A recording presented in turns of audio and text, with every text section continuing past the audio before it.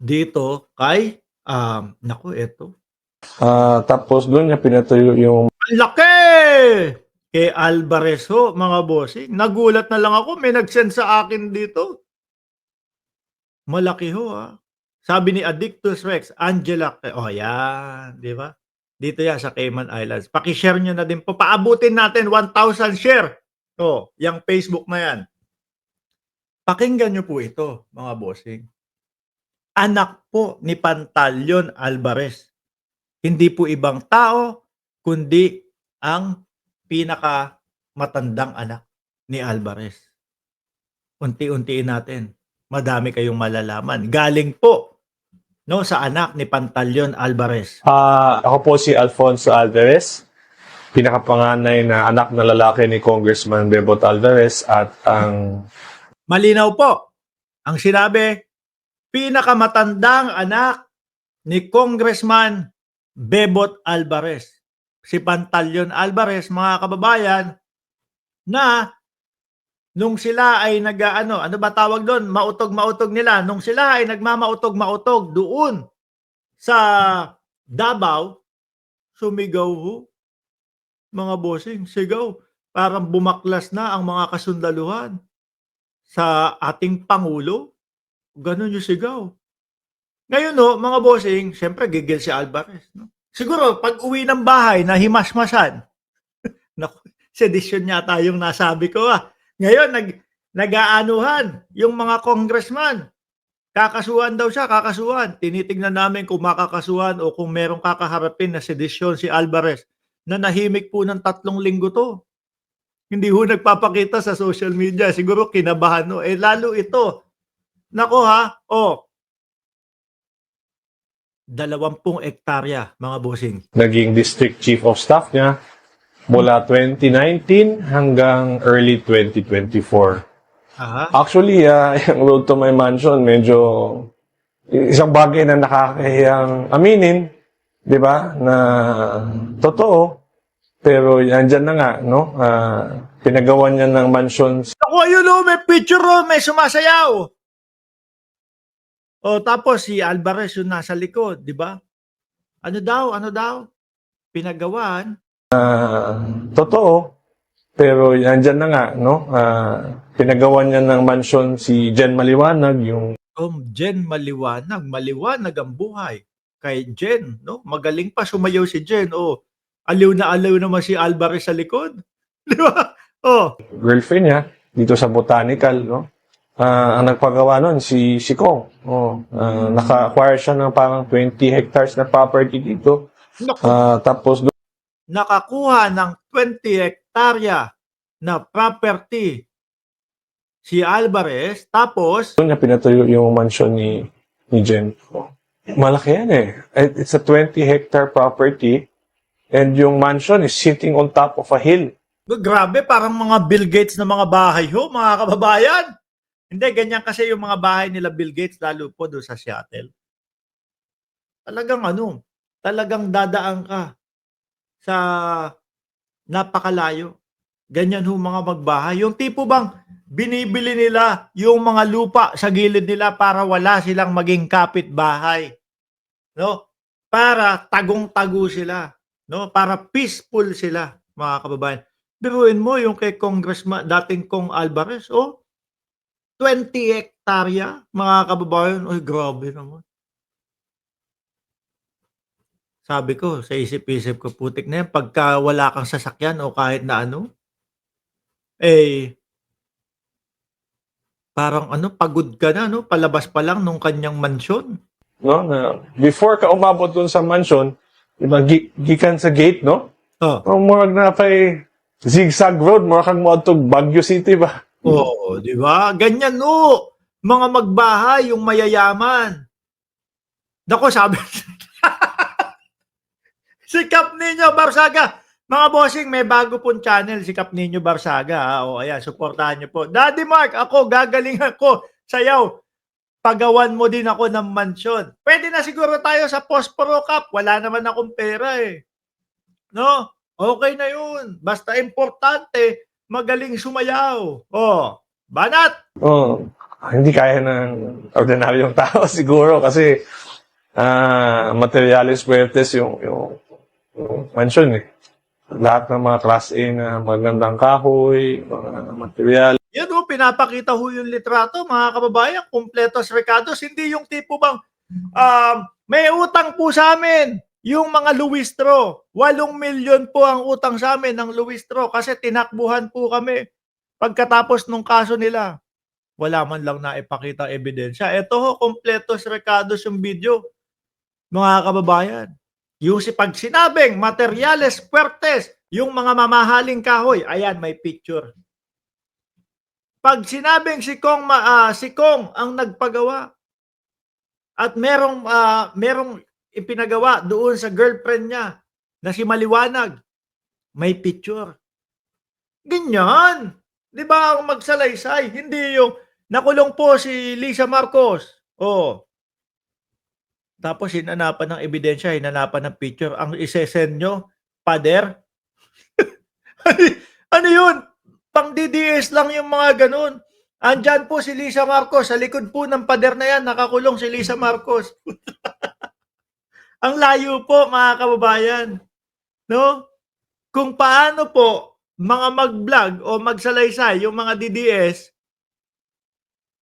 pag ginanapan mo ng ebidensya, ayun. Pag ginanapan mo ng ebidensya, pader ang isesend. O nasa si ano dito, First Lady, nasa likod niyang ano na yan, pader na yan. Si First Lady, Lisa Marcos, sa likod niyang pader na yan. Ganun ang banat nila. Alam ko nga, malaki pa ni Jen noon na yung bintana daw parang imported pa eh. Galing sa somewhere, sa Thailand pa yun. Kalimutan ko, basta imported. Kailangan import pa yung mga kaiba. Magaling yung magaling yung girlfriend ni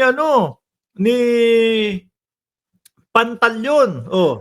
Kasi I think 20 hectares yun. Tapos yung buong 20 hectares na yun, na palibutan ng concrete perimeter wall. Medyo magastos siguro. Oo naman! Yung mga kababayan, biruin nyo na lang po, yung 400 square meters o 500 square meters mga kababayan na bahay dyan sa Pilipinas. Nagtanong ako, magkano bakuran yan? Milyon na po aabutin eh. Yan pa ho kaya, no? Yan pa ho kayang 20 hectares na yan, mga kababayan? Oh. Sa yung buong 20 hectares na yun, na palibutan ng concrete perimeter wall. Medyo magastos siguro. Tingin ko aabot ng bilyon ho ito, mga kababayan. Sa tingin ko lang aabot ng bilyon itong mansion na tinutukoy ho. Ipapaderan mo yung 20 hectares. May kalsada pa, pinakoncrete mula sa baba, sa highway, paakyat dito sa mansion mismo. Ibang klase, daming pera. Ano ba negosyo ni Congressman Alvarez? Sir, ano ang negosyo ng tatay ninyo po? Pero alam ko, pera ng government yung ginamit pa, yung mula sa baba paakyat doon sa bahay niya. Nako po. Anak ko yan Hindi po yung tambay sa kanto, hindi po kaibigan. Anak po, mga kababayan. Kaya kapag ka nagsalaysay, detalyado po. With matching picture, video. Pero, nako. Pwede bang masabing kailangan magpaliwanag din si dito? Si Villar? O hindi. Correct nyo lang ho ako. Baka kung pera ng gobyerno ang nagpakalsada doon, hindi kaya pwede ding matanong si Villar dito, si Mark Villar. Alam niyo naman ho yun, tahimik yun. Di ba? Di ba? Sinabihan niya yung contractor na idiretso na doon sa bahay niya yung kalsada. Yung road. Naku po. Villar. Mark Villar. Nasabihan daw yung contractor. To my mansion, totoo yan. Kasi nagpagawa naman talaga, makita naman natin ng kalsada mula sa highway, papunta. Ayun with matching with matching talagang video. Siguro kita ho ito sa ano, sa Google Map, no? Kapag ginoogle Map ninyo, sabi ni Kap ninyo, anak ba yan ni Alvarez? Oo daw, Kap eh. O, 221, no? Ayan, no? Alfonso Alvarez. 'Di ba? Magpapaano siya, magpapakilala. Alvarez, ako po si Alfonso Alvarez, pinakapanganay na anak na lalaki ni Congressman Bebot Alvarez at O, 'di ba? O ngayon, balikan natin dito, 221. O, game. kasi nagpagawa naman talaga, makita naman natin ng kalsada mula sa highway papunta doon sa gate mansion. Pagkatapos Sabi ni Ireneo Villanueva, ano kaya ang dahilan? Why the son of Congressman Alvarez exposed the house of the mistress of his father? Eh siguro po nasaktan. No? Nasaktan, mga kababayan. Doon sa, hindi natin alam kung yan po ay umagaw o sumira nung kanilang pamilya. Hindi natin alam, mga bossing. Baka nasaktan po. Or may iba pa. No? May iba pang problema, mga kababayan. Ayan, sabi ni Kap ninyo. So may problem si Alvarez sa sarili niyang anak kung ganun. sa gate sa mansion na putol. Talagang ginawa yung kalsada na yon para doon sa pinatayo niyang mansion kay Ako po.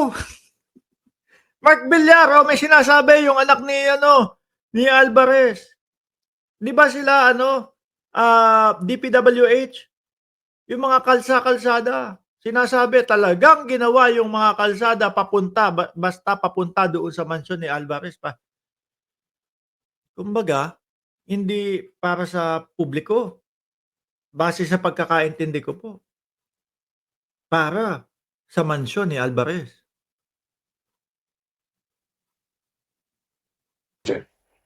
Ay, basta ang sa akin lang, no, yung road to my mansion na yan, kami magkakapatid, pamilya namin, wala kaming kinalaman dyan.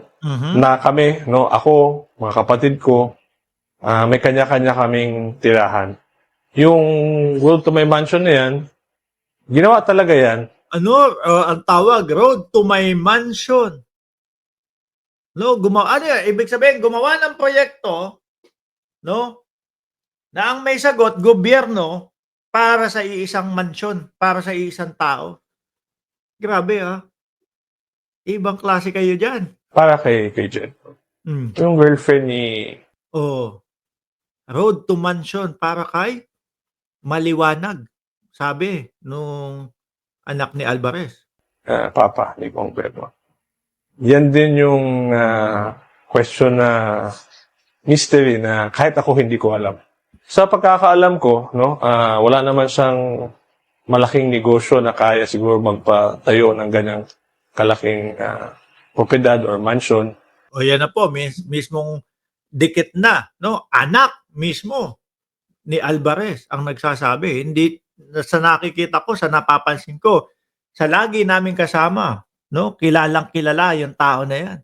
Wala siyang negosyo na kayang magpatayo ng ganyang pagkalaki-laking mansyon. Tapos 20 hektarya de paderho, mga kababayan. Sabi ko nga ako sa inyo, sa Pilipinas, ang 1,500 no, na square meters na bahay, Diyos ko, pag nag-canvas ako, aabot to milyon, mga bossing. Tapos ano pa yan? 20 metro? 20 hektarya? Pero yung property dyan, no, total, nasabit na nga lang din naman pati yung mga pangalan namin. Wala po kaming kinalaman dyan, hindi po kami nakatira dyan, at never po kaming tumira dyan. Meron po kaming mga sarili-sariling bahay na inuwian. Yun nga po yung nakapagtaka eh. Alam ko, wala naman talaga siyang negosyo. Maiimbestigahan to, mga kababayan. No? Maiimbestigahan ho itong si Alvarez, mga bossing. Si Papa na sa kanya. Hindi ko alam kung paano siya nakapagpatayo ng ganyan. Hindi ko alam honestly kung paano nakapagpatayo si Kong ng ganyang klaseng mansyon dahil sa pagkakaalam ko wala naman siyang ganyang kalaking negosyo. Grabe. 20 hektarya De pader yung daanan. Sa doon pa lang po mga kababayan, siguro ilang milyon na ho ang inubos doon sa pader na yon eh. Na 20 hektarya eh. Oh. Ang sa Tapos yung mga gamit pa, yung mga kahoy na ginamit, puro ano daw po, galing sa ibang bansa. Materyales fuertes kung ika nga. ako, hindi kasi ako familiar sa kung ano yung mga properties niya, no? Pero alam ko, madami siyang napundar sa Siargao. Mga beaches, ganyan. Iba pa nga siguro, may isla pa nga siguro. Naku po, may isla pa. Grabe ah. Tapos ang sinasabi po nung kanyang anak, hindi ko po alam kung anong negosyo ang napakalaki ang kayang mag-produce ng ganyang mansion, resort, at baka may isla pa daw ho. Sabi ni Ramona Enguito, dapat kasuhan at imbestigahan yan. Oo. Nako, sasabihin na naman po mga bossing ng mga DDS. Nako, ayan na, si Alvarez na ang sunod na target. Pinupolitika na po si Alvarez, mga kababayan. Yan na naman po ang isisigaw ng mga DDS. Kagaya po, nung kay Roque, pinupolitika si Roque. Ay, Diyos ko. Ito, anak na ang nagsasabi, ha? Siyang nabili doon. Basta, I mean, kahit sa Siargao naman, alam ng mga tao na madami siyang na-acquire na property doon. Alam ko, sa Samal meron din pati sa Davao City. Yung sa may parang bundok, yung parang, sa Shrine, sa Shrine Hills. May na-acquire, lalo ng mga na-acquire niya during speaker. During nung panahon ni dating Pangulong Duterte, mga kababayan. Grabe. Matindi hong revelasyon to. Mamaya, mga ilang oras lang po, ano na to, sabog na po sa mga media to, mga bossing. What a billion, most likely. Pero, yun lang, di ba, nakapangalan sa mga dami, mga corporation. Dami ko. Yan po kasi yung mga style, mga kababayan. Hindi ko ipapangalan sa akin. Ipapangalan ko kay Kibuloy. Hindi, may nagsabi nun, di ba? Mga kababayan, umalingaw-ngaw yung ganun chismis yun daw eroplano ni Kibuloy kay Duterte daw yun, mga bossing. Baka eto din ho. Ipinangalan kay Alvarez, tapos kay dating Pangulo pala. No? Ang dami talagang nabubuko, Ibang klase. Kaya ho kayo, nako, ako ho, mga bossing, ang nakikita ko kasi, no? Siguro nasaktan po ito, yung mga pamilya ni Pantaleon Alvarez, mga kababayan, doon sa girlfriend, no? Naghiwalay yung pamilya siguro dahil doon sa girlfriend. Nasaktan yung mga anak, sige. Total, sinira mo pamilya natin, sasabihin ko 'tong mga 'to. Yun lang po yung nakikita ko o nababasa ko, mga kababayan. Sabi ni Shiro Kansaki, tindi ng kamandag ni Mang Kano. Grabe, no? Ibang klase pala sila diyan. Duterte, Kibuloy, Alvarez din pala. Malupit din. Sabi ni Probinsyana ako, mga priority na kalsada na ginagawa ng mga politiko papunta sa sarili nilang lupain. Para mas okay at mas madali ang aming pamumuhay dito sa napakalaking mansyon. Gobyerno ang may sagot, papunta doon sa bahay. Papunta doon sa mansyon. Grabe. Tapos, dumuktong na daw ho, mga bossing. Dumuktong na daw ho, papunta doon sa mansyon. Sabi nila, walang korap sa Davao. Sabi ni Shobs Vlog. Sabi nilang ho nila yun. John Jency Alapan, si Pantaleon Alvarez, mangkanor din siya. Ibalik sa gobyerno lahat ng nakaw. Kapag huya na imbestigahan ho, mga bossing, tapos napatunayan po, no, na hindi nila maipaliwanag at kung saan-saan lang. Kasi meron mga diskarte din, like example, mga lupa, yung mga nakaupo, no? Papatitulahan na nila yan sa kanilang sarili. No? Pero pag-aari dapat ng gobyerno, papatitulahan na nila sa kanilang sarili. mga bossing. May mga ganong dumidiskarte din ho, mga kababayan. 'Di ba? Sabi ni Ginger Cat, ibalik lahat iyan sa gobyerno, lahat ng nakulimbat. Buti pa si Mark, tahimik lang. Naku, tingin ko nga matatanong din si Mark Villar doon, mga kababayan. Dahil si Mark Villar, 'di ba, DPWH, sila yung mga gumagawa ng mga kalsa-kalsada. Anong nangyari diyan? Bakit ganito, ganyan? Ba't umabot sa mansyon? At bakit parang iisang tao lang ang sineserbisyohan nung kalsadang ginawa papunta lang doon sa mansyon ni Alvarez? Ganyan ho yan, mga matatanong. Di po ba? Naku po. Mga bossing,